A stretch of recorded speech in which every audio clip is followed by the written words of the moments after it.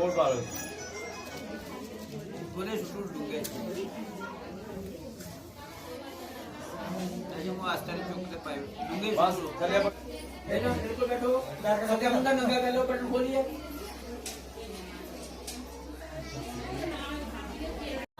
देवी रही गरमी आई बरखा चोल नाई रे ना देंदी माई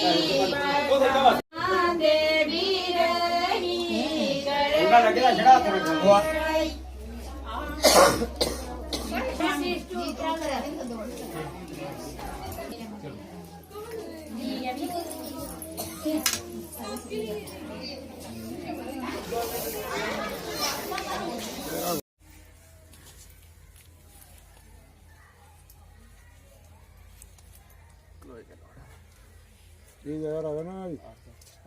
थोड़ा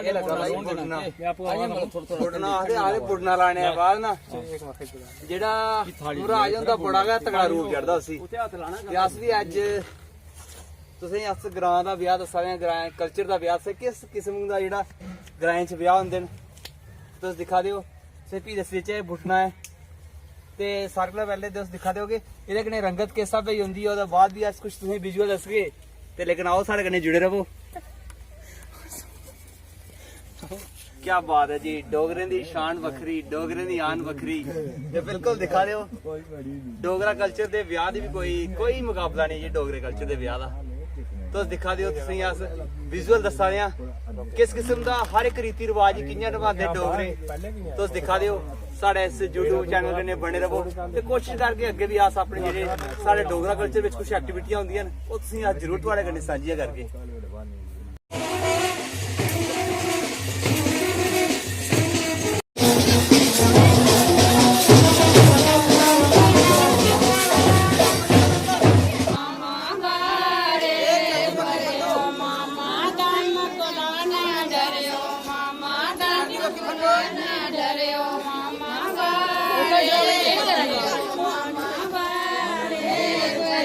मामा जाई खड़ोता अटी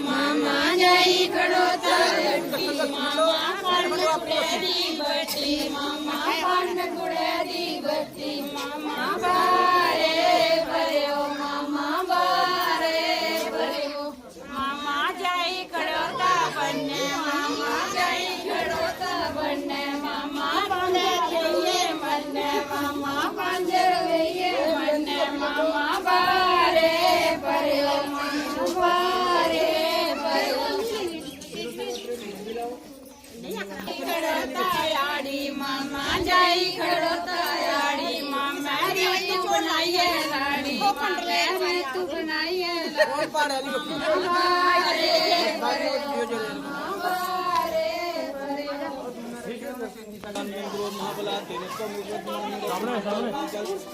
मंगलम भगवान विष्णु मंगलम गणपया मंगल